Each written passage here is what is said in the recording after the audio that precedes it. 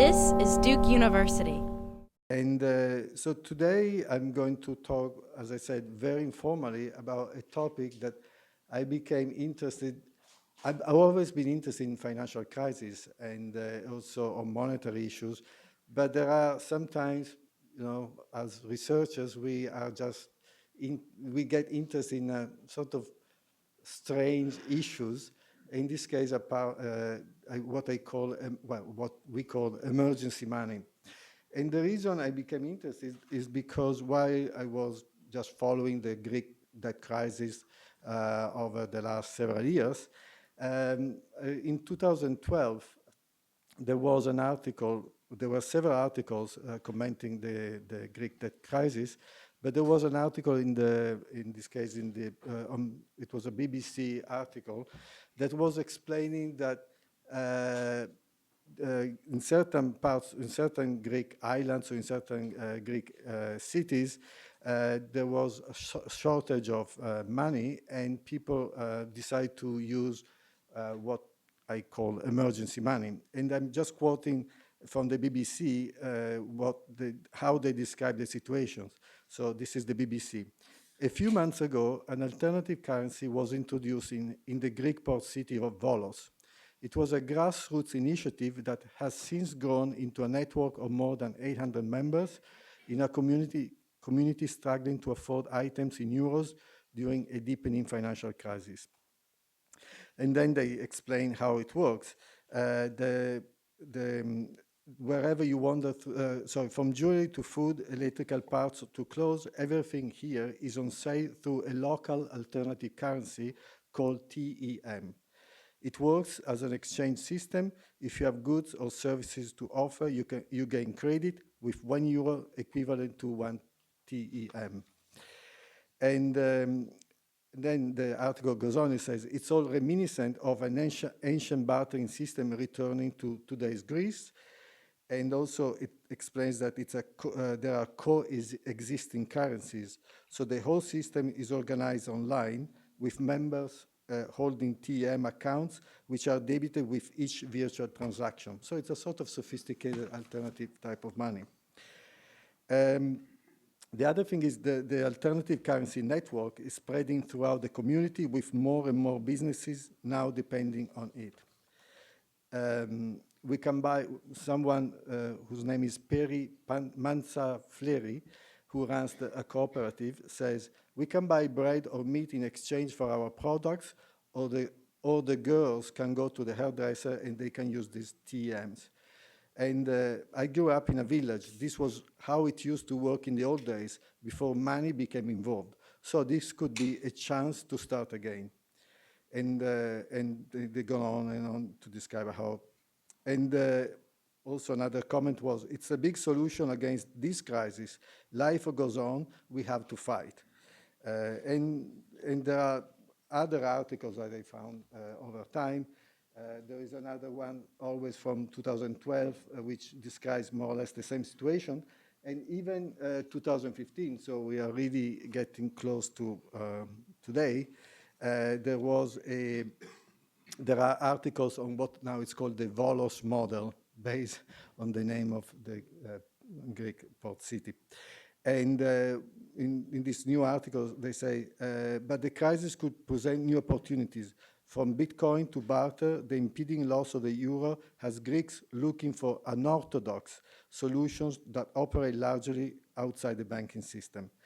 And then there are other ways to describe this type of emergency money. But what I find interesting as a person or scholar interested in monetary issues is that this is really the way money, the idea of money or representations of money, as they were called in the 18th century, started. And when nowadays, of course, we all are familiar with paper money, we all use paper money, and we don't think about the intrinsic value of money because we consider fiat money as the way to go. But what is interesting is that if you go back in time and you look at the 18th century political economists who were start thinking about how to spread the use of paper money, they look at this type of emergency money as sort of model for to come up with alternative to the money, gold money or silver money or intrinsic valued money, in order to expand credit in economies that were looking for more opportunities. And so I went back to look at this type of literature from the 18th century. And this literature is very, and Crawford Goodwin, who is here today, is I'm sure he's going to criticize me for missing some author.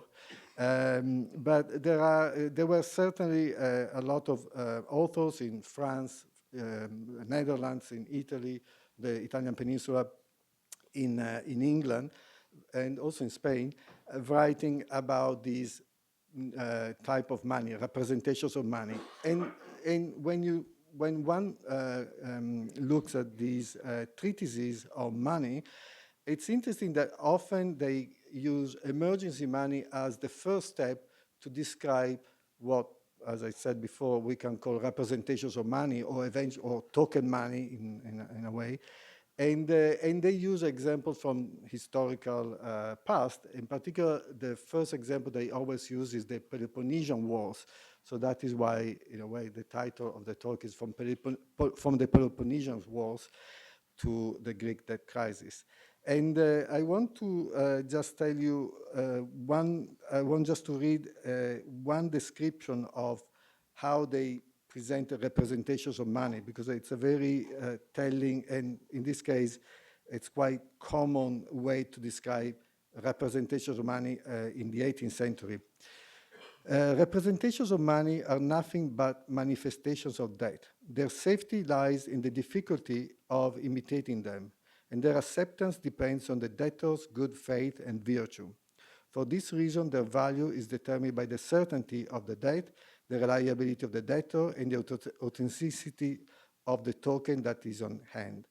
Such representations become money because they are found to be agreeable to those who accept them, and they could be regarded as equal in all respects to the thing they represent.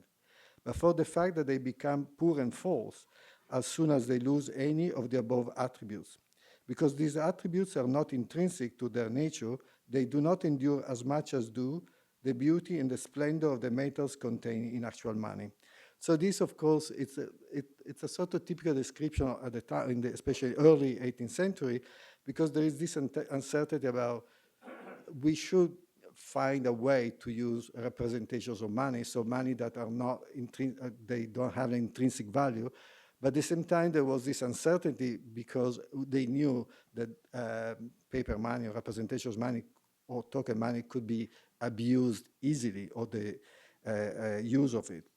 So there are different, it's a very important and wide literature.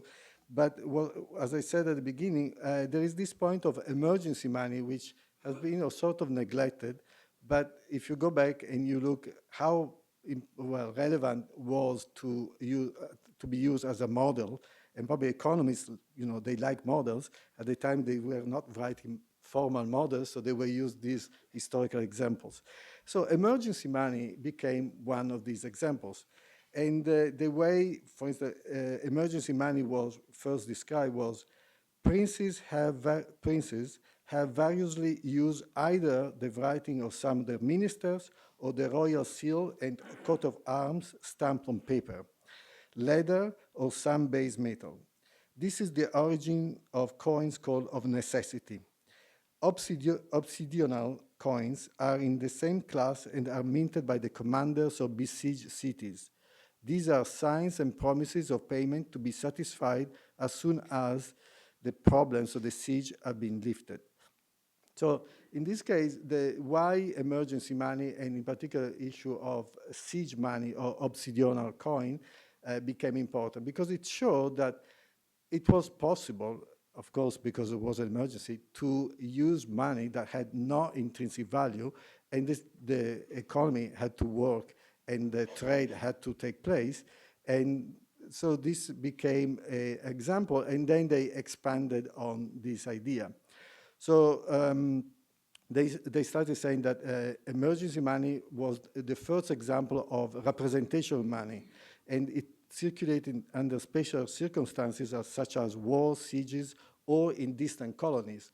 That is the other important issue, because distant trade became more and more important, and therefore the use of the possibility of use not only silver and gold money but also this other type of money became relevant.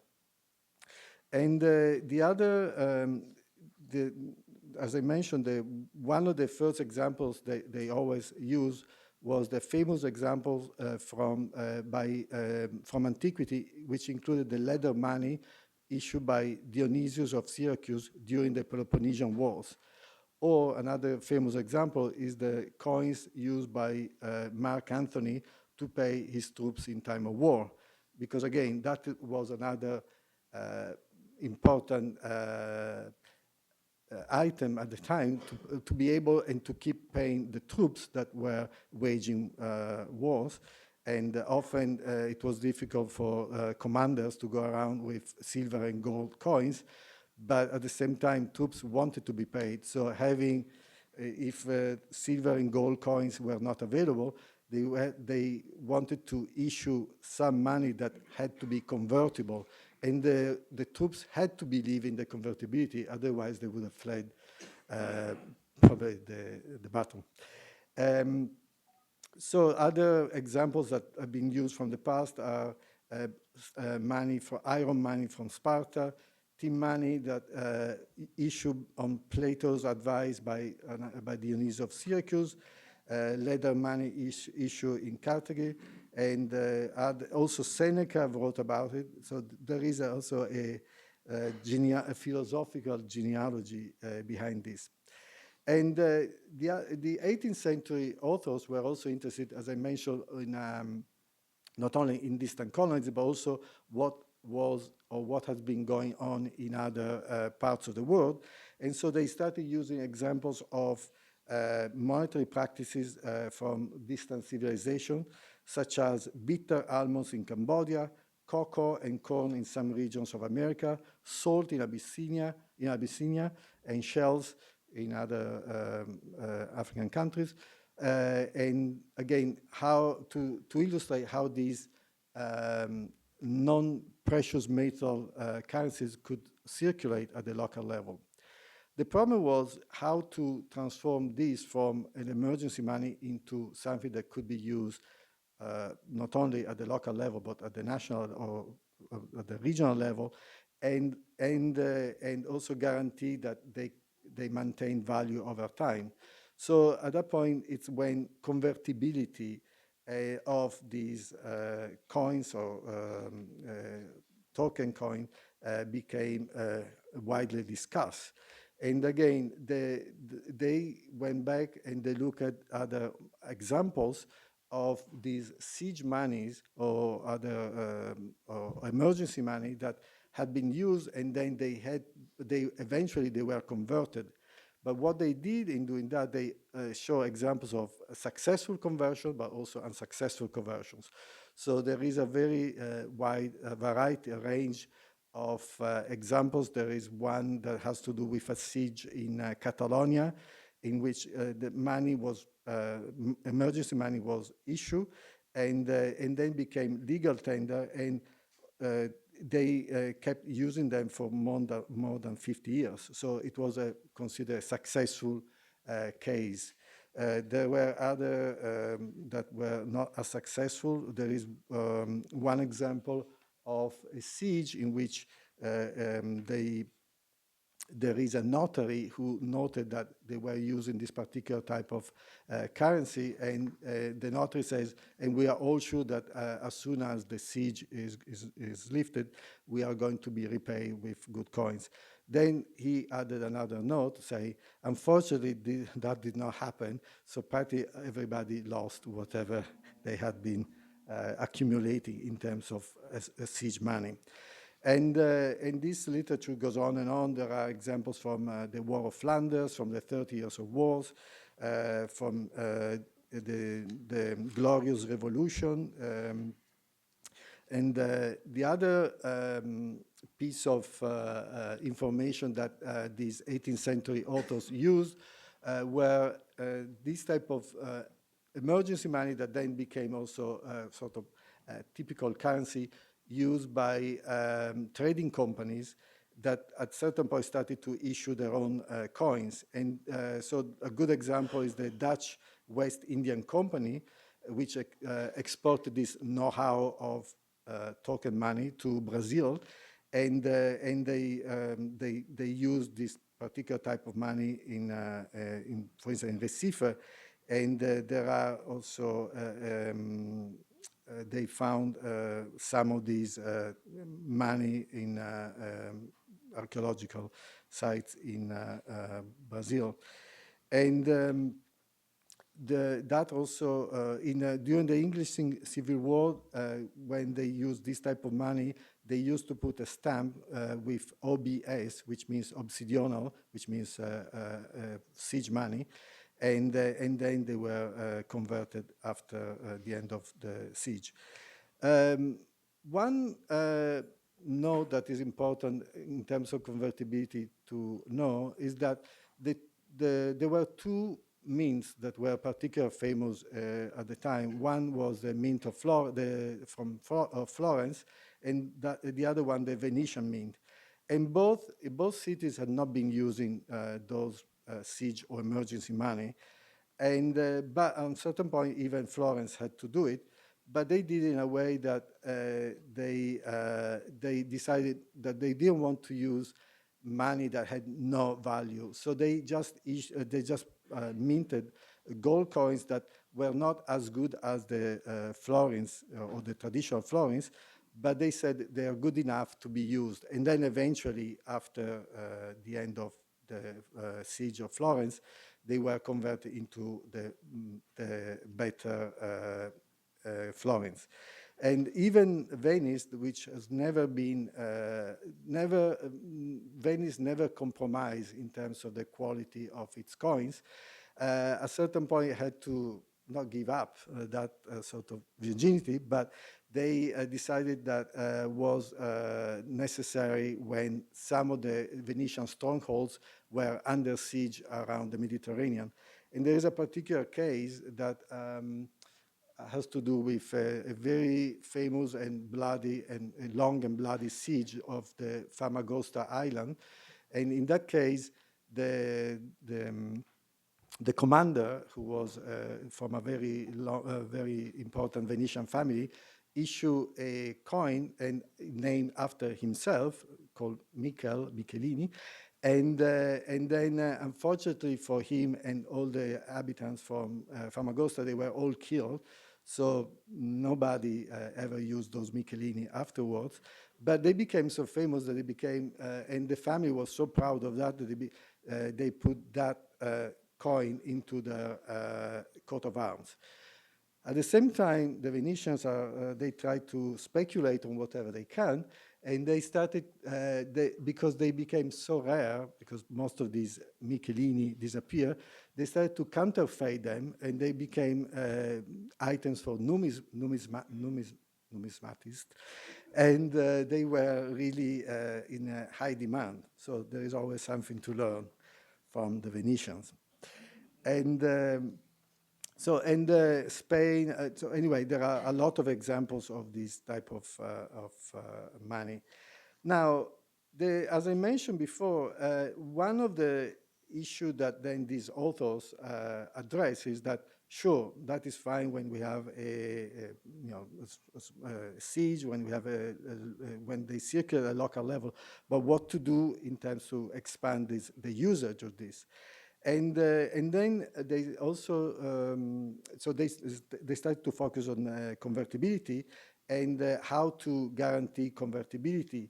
And that, of course, was got into the issue of the literature that has to do with banking, with or trading companies, and eventually with a central bank, although there were no central banks at the time. But the idea was who was going to guarantee the convertibility. So then the credibility of not only of the issuer, but also of the government became very relevant. It was already relevant, but became even more relevant when it was necessary to guarantee that this money could be used over time. And there is an interesting example of, again, in this case, is from the Americas, from the colonies, and there is this Spanish author who was coming back from Peru, but he stopped in North America. He was captured, and so he was in a prison, I think in Boston, and he observed that the people in Boston, they were using this type of money, paper money in Massachusetts and Pennsylvania.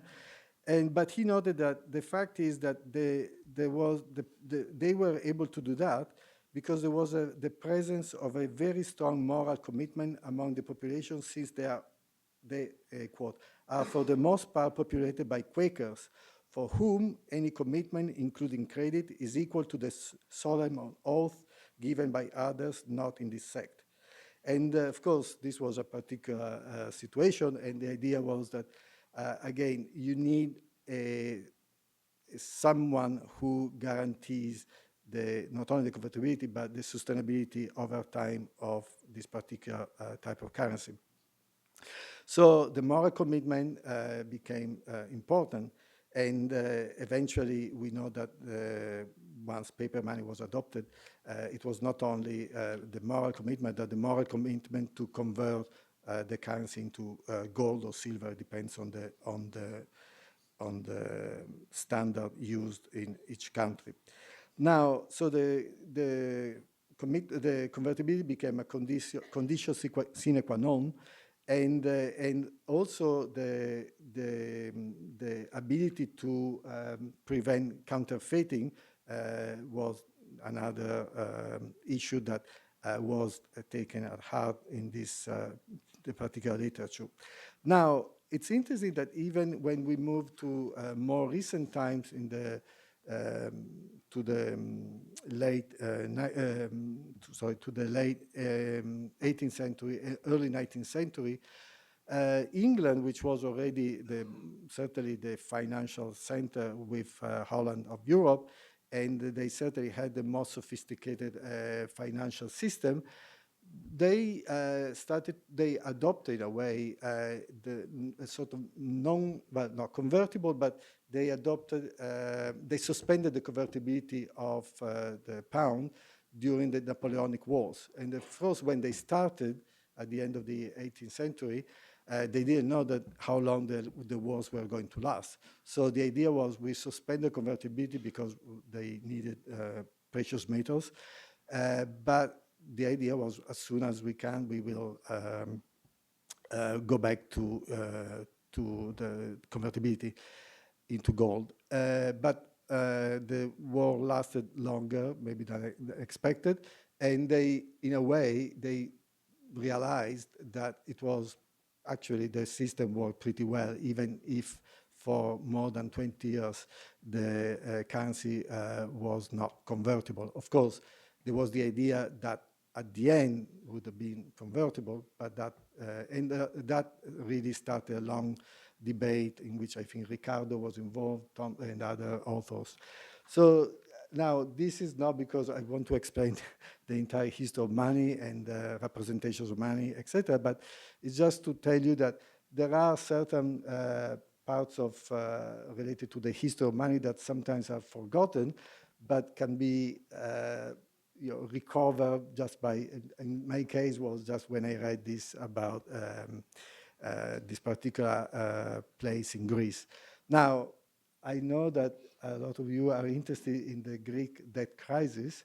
So what I would like to say, now that I finished with the historical reason why I'm interested in this type of emergency money, we can certainly talk about the Greek debt crisis, not because it is connected to what I just said in a way, because it's a problem not only of there are different problems connected to the Greek debt crisis, but there is also the issue of what the credibility of whether Greece or the euro, the Greece will stay in the Eurozone or not. And certainly this has an impact on the way people think about money, in particular, in this case, in Greece, because the uncertainty of whether they are going to keep the euro or whether they go back to the drachma or to the Volos or whatever you want to call them, is certainly an issue that we cannot really understand here, but probably if we were in Greece, it will be probably more evident. Now, what I would like to say in terms of we can talk about the Greek debt crisis. Probably the best thing at this point will be, given also the time constraint, that we can, I just say something about where we stand and also whether you would like to talk about specific issues, and we can also take advantage of some other scholars here who are experts on Greece. And I want just to say that just yesterday, they announced that they unveiled the new budget for this year, and apparently it's worse than expected, and also the public debt ratio to GDP is going to rise to almost 200% next year. And now Greece in this moment is in a particular situation because of the government who is trying to negotiate, well, not negotiate, but trying to implement the measures that have been negotiated over the summer with the Troika. And as we know, Tsipras, the Prime Minister, has appointed a new Minister of Finance, or certainly there is a new person who is dealing with the Troika, and they so they bought credibility because the market and the institutions, I think they like, from what I've been reading, the new person who was the negotiator of the deal with the institutions over the summer.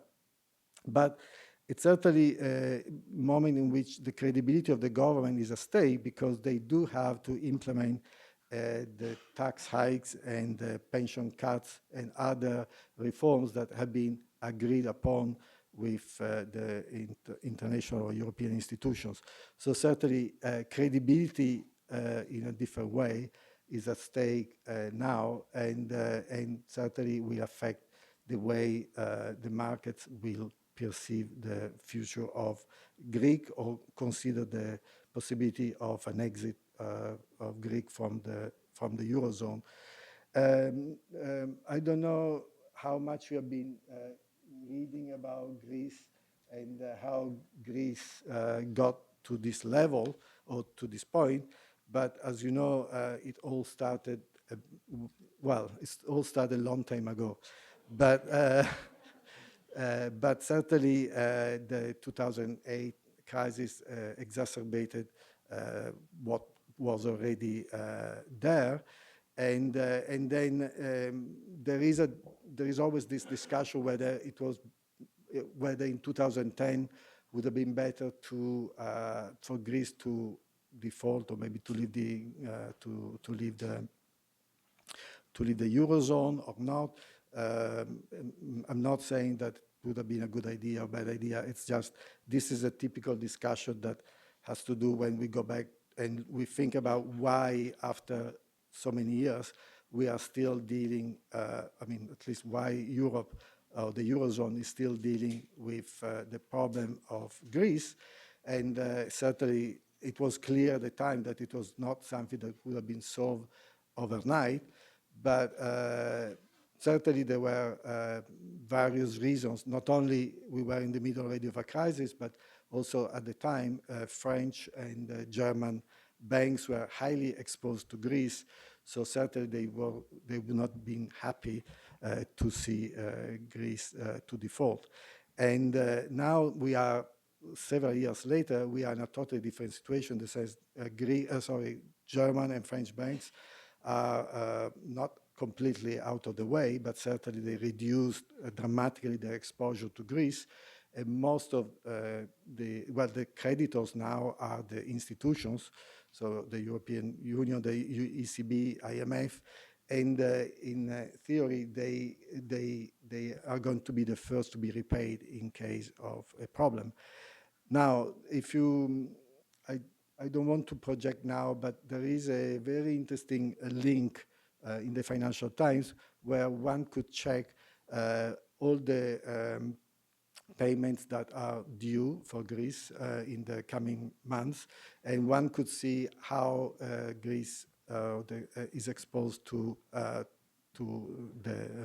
IMF, to the European Central Bank, and to other creditors, and it's pretty striking because when you look at these numbers, it's quite worrisome, because if really if there is no economic recovery, and the debt to GDP ratio keep increasing, and the only way that they have been doing so far is using austerity measures,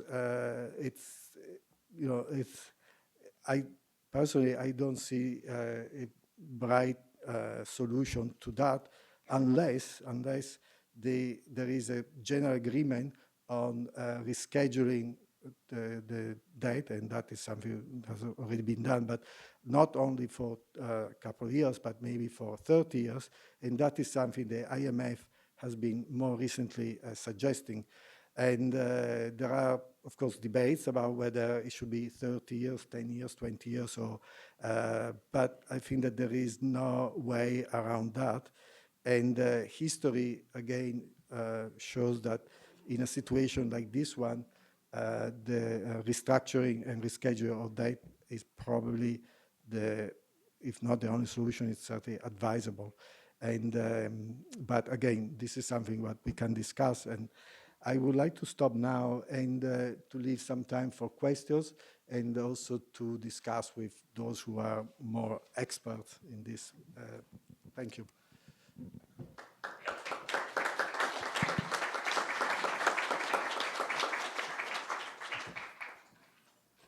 Thanks, Giovanni. I enjoyed your presentation.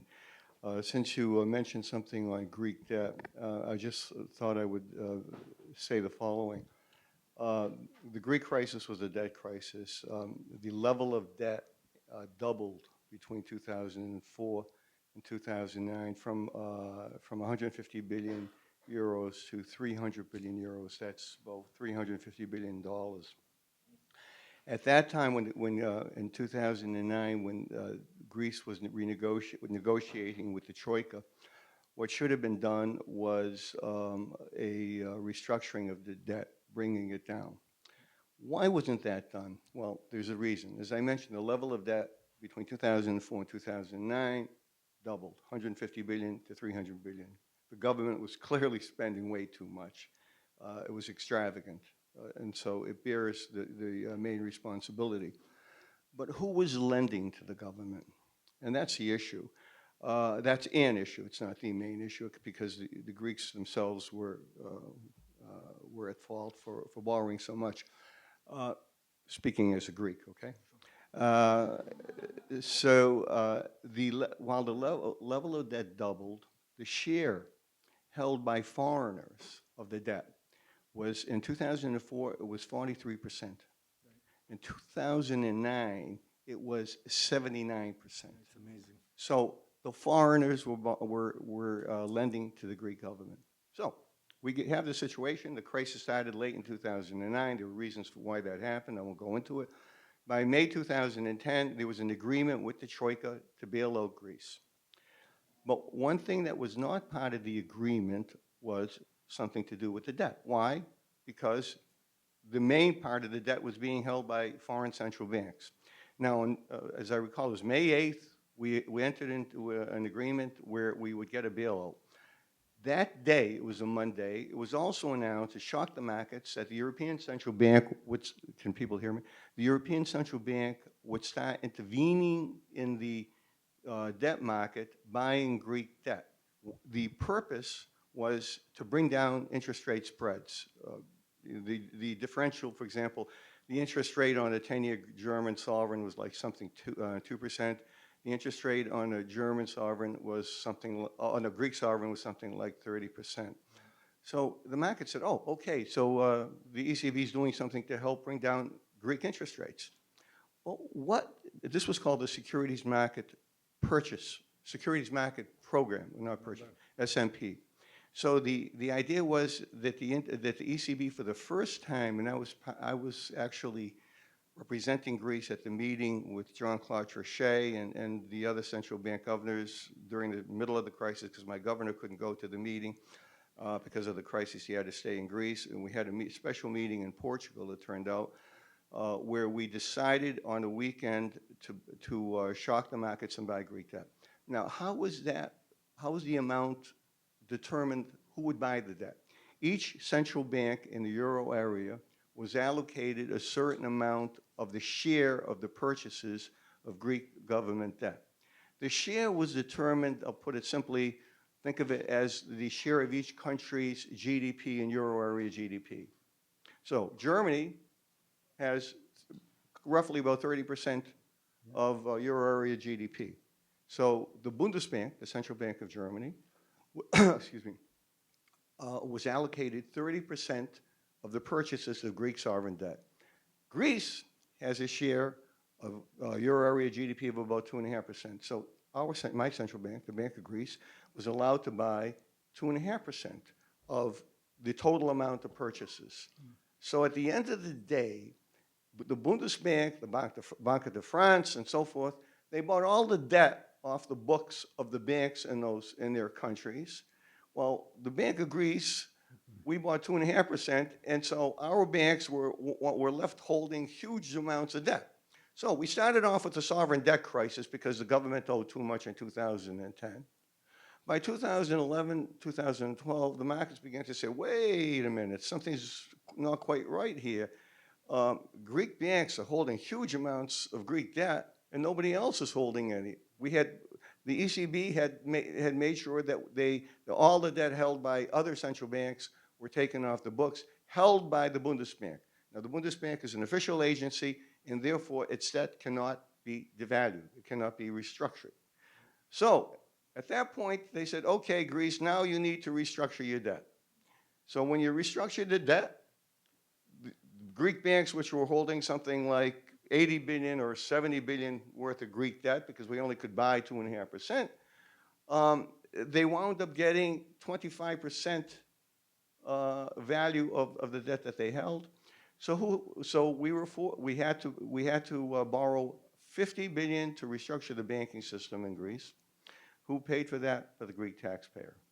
So it was a huge force in all of this was the initial decision not to restructure the Greek debt, to devalue it at the beginning, and that was done in order to make sure that, and it's probably a valid reason, because they didn't want to bring down the banking systems in Germany and France and Spain and Portugal, some of the other countries. So they made a decision, okay, let's hold off, let's just get off the debt, all the debt of the banks from the foreign banks on the balance sheets, and then we'll deal with Greece specifically later on, and that's what happened in the beginning of 2012, and that's how come we're where we are now, and we haven't moved ahead. If I may, on your earlier presentation, I think the fundamental concept of money is a unit of account, not a medium of exchange. And I'll say that for the following reasons. First of all, there wasn't too much of this parallel currency going on during the Greek crisis, by the way. But to the extent that there was, if I gave you paper and say, okay, will you accept this? You have to have something to measure it against. And what did you measure it against? The euro. The euro itself, let's remember, came into existence in 1999, but there was no physical euro. At that time, we didn't introduce the euro as a physical currency in 2001.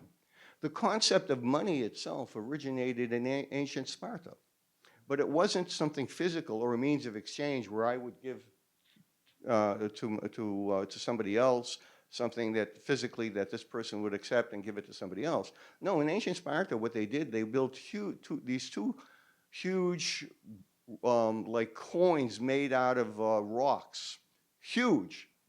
You couldn't, they were just put in place. They could not be moved around. But they served as measures of value, because if you wanted to buy some commodity from me and I wanted to buy some clothing from you, we could each assess their value relative to these large stones. Later on, money became a means of exchange, and then the governments realized, oh, means of exchange, we can extract some profit out of this, some seigniorage, we can take over. Now, what gave the government the legitimacy to have its currency accepted were, I think, two things. One was the convertibility that you talked about, and that's why we had the gold standard for many, many years, up until 1913, and then the gold exchange standard until the early 1930s. But the government also had something else that it could use to make sure that its money was acceptable, and that's the means of taxation. I'm the government, you want to pay, you pay only in what I call money. And then we began to realize that you don't need to have convertibility as long as the government maintains the value of its currency, and that's where we are today. And that's why government's aim for low inflation. Thank you. Thank you. I want just to say something about the banking system in Greece. And it's interesting when you look at the statistics that the balance sheets of the banks, the private banks, worsened dramatically in the last. It worsened the balance sheet of the balance sheet of Greek banks, the private banks, worsened after 2009 because they were forced to buy Greek debt. In terms of non-performing loans and other measures. I think if I heard you correctly, what happened was, yes, they're not supposed to. Well, maybe I shouldn't answer this. I shouldn't address this issue, but let me just say, from my understanding. Don't quote him, please. Yeah. I'm not a part of the government, so. But in order to keep spreads down, when the crisis started going in, say, October 2009, there's informal discussions out there that the government was putting pressure on the Greek banks to start buying Greek sovereigns in order to put down spreads. So that worsened the situation. But before that, they already had significant amounts. Non-performing Things got worse after that, yeah. And Italy had. And at the same time, the other countries were. The banks in other countries were unloading. Yeah, Michel, I think. Thank you.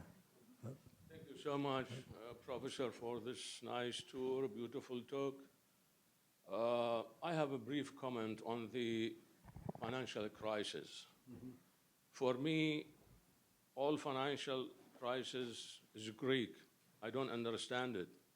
But I understand Greece is not a number country in the United Nations. This is the cradle of philosophy, cradle of democracy, drama, agnosticism. And it is shameful to treat Greece in this way, in terms of euro and cent and that sort of thing. This is the country that gave us Plato, Aristotle, Euripides, Sophocles. Please think again. Greece is Greece, and we need to keep the muses singing on the Olympus, not to suffocate them. Thank you. Can I just say one quick thing on that? My last thing I'll say.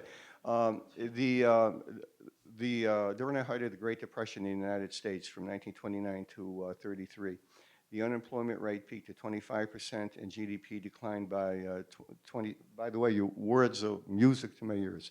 But GDP declined by about 28%.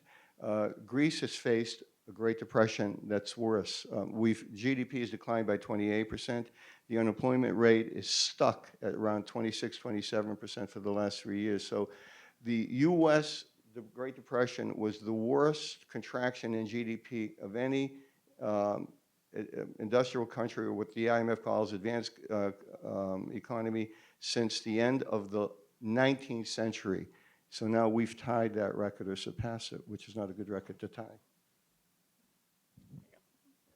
Actually, mine was kind of an academic question in the sense of, I got very excited when you spoke about the Volos, but I had and my questions may be less relevant given what we just heard, but initially I was saying, who started that and how did they initiate it? Did they say you had to deposit some euros into an account before you could start using this?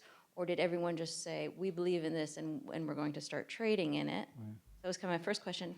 And the next question is, in some ways, I kind of wish it had taken off a little bit more because I think it'd be a great way to see the people's expectations for whether or not they thought Greece was going to move back to the drachma.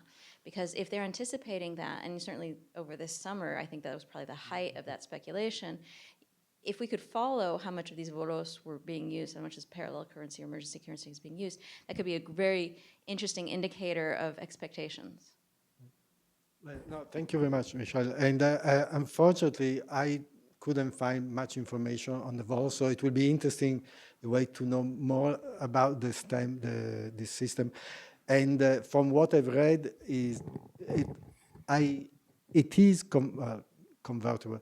It is pegged to the euro in the sense one is 1 and 1, but I think it's more like Bitcoins in the sense it can be used indefinitely until it's accepted. I mean, I think that is the issue, is the acceptance of this particular coin. The issue is that it's only accepted at the local level, not at the outside probably the city. So whether that can be expanded, and then in some of the comments I read, certainly people have been using, especially during when there was a bank holiday in Greece, and certainly they had to use some forms of cash just to trade, and but the extent of the phenomenon will be interesting to know. Maybe George, do you know anything about that? No. So the other thing is, like, is this official in the sense that can the government tax these transactions when they're being taken? No. So that's another dimension of it. Right, and I think no, and that is again the same issue that has emerged in relation to Bitcoins, and no, it is because in a way the government, or in this case the ECB, because cannot admit, or the Bank of Greece at this point cannot admit or sanction this type of behavior, I suppose. Thank you, Giovanni.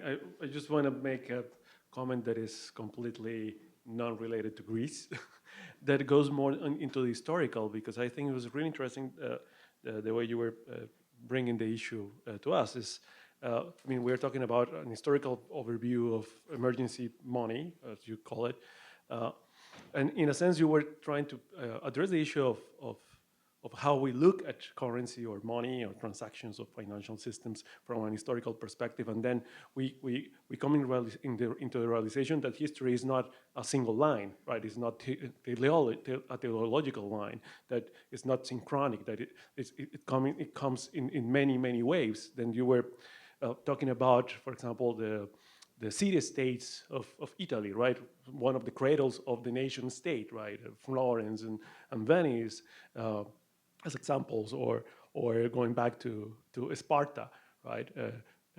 That's really interesting, because then here again talking about something that is in the beginning of the relationships between humans, right? Is how we behave as humans, right? We need something in order to create these microeconomies, right, that keep us together in a local level. Then you started your talk with a local phenomenon, right, of this microeconomy that is happening in the complete absence of a nation banking system, or the collapse of a banking system that has some overseers that go beyond the nation, right? These global players, right, or regional players on a national economy. Then we have the local, the national, and the, let's say, regional or global, right, working together to trying to put everyone on the same page, right?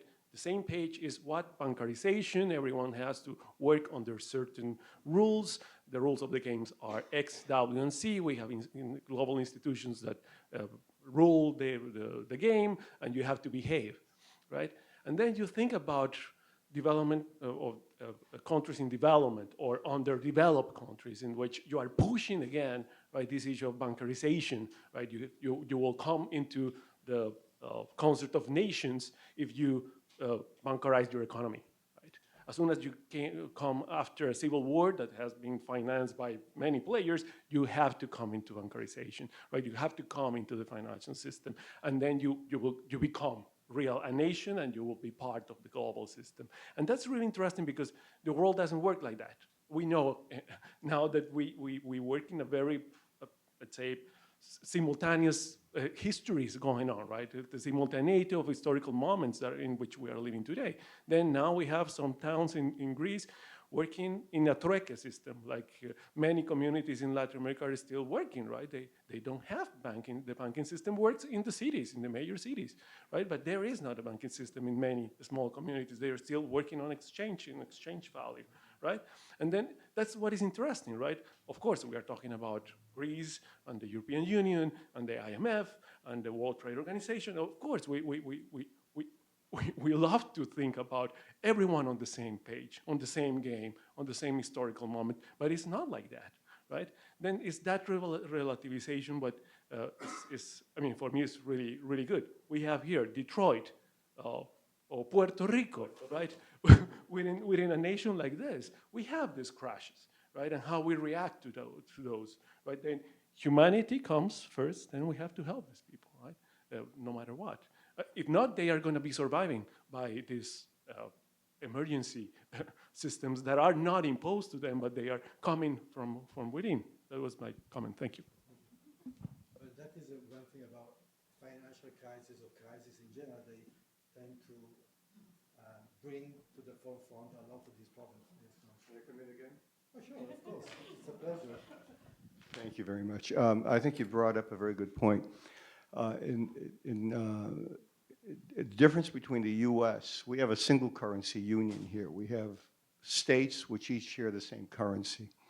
If we have one state that's hit what we call with a negative shock, and another state that is hit with a positive shock, as we did, for example, in the early 1980s when we had a big increase in oil prices, Texas benefited, Michigan suffered because it was producing autos, and so we had what we call fiscal transfers from Texas, through the federal government, where Texans were taxed more proportionally, and the money went to Michigan, and it helped adjustment. Now in the euro area, we have something, we don't have fiscal transfers, so we're more like what we call the gold standard, the classical gold standard that lasted from 1880 to 1913. What happened there was I don't know how many economists here, but My students are studying that right now. Okay, so we have what we call as economists the Humanian adjustment mechanism. If a country is doing very well, the money would flow to it. Its prices, if it was exporting more than it was importing, money would come to it, its prices would rise, and if a country was not doing well, the opposite would happen. It was importing more than it was exporting, so it would lose money. So the country losing money, prices started going down. The country gaining money, prices would go up, and so the exports of the country gaining money would go down, and the exports of the country losing money because prices were going down, its exports would increase, and we had an automatic adjustment mechanism. Now, what's happened in the euro area? This is really striking. We need to have some kind of an adjustment mechanism. And in a sense, this gets to something that Crawford had asked me about, what do I think of Paul Krugman? Krugman hasn't gotten into this, but in an indirect way, this validates his argument. So we should have countries undergoing current external deficits should be adjusting, like Greece, like the southern countries, okay?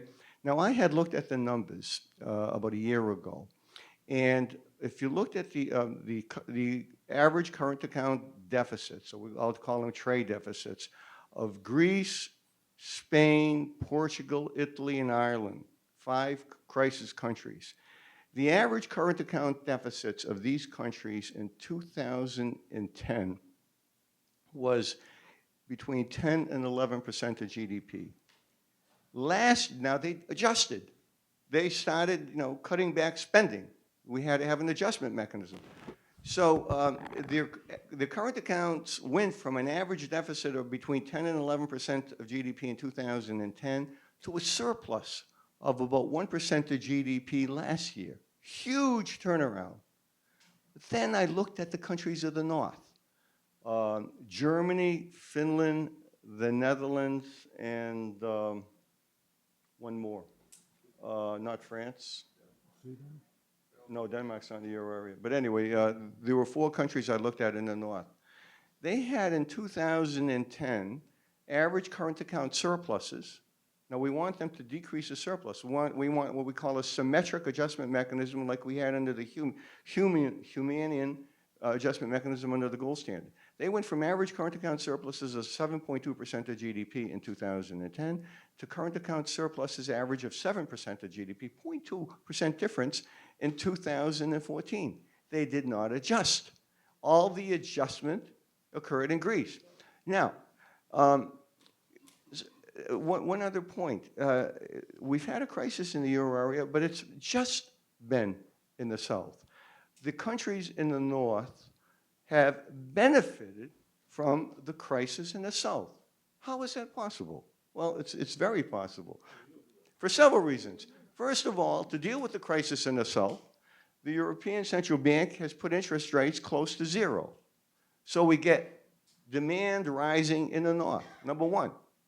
Number two, Greece has lost huge amount of bank deposits. I'll give you the numbers that we had in 2009, something like 250 billion in the banking system. Now we have about 120 billion. They've gone down by more than half. People have taken the money out of the banks. Where they put the money? Under the mattresses, but a lot of it has gone to German banks. So German banks have a huge amount of increase in deposits because they're getting money from the Greek deposits. And third, now the euro now is about 110, 111, 112 against the dollar. Imagine if Germany had been a standalone country with a current account deficit last year, as I meant, a surplus last year, about 7%. I think it's more, it's like 8% of GDP this year. They would have an exchange rate that would be about 2.5 against the dollar. They wouldn't be exporting nearly as much as they're exporting now, and they'd be importing a lot more. So while the countries of the South have suffered because of the crisis, there's been a benefit at the same time to the countries of the North, which I don't think they've really acknowledged to the extent that they should have. There was someone. Maybe the last question? Anyone have a question? Oh, okay. I think we're out of time, so we want to thank you again.